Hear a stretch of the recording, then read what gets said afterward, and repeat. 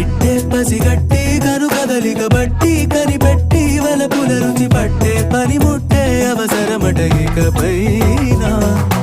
ఇన్నాళ్ళుగా దాగున్నది విరహం ఎన్నాళ్ళని మొయ్యాలట హృదయం అందాకి పయనం సులువుగా మరి ముగిసేనా చక్కోయి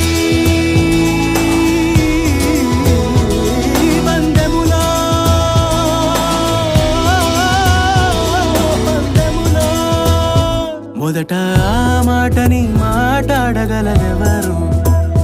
మొదట ఈ ప్రేమని బయటుంచగలదెవరు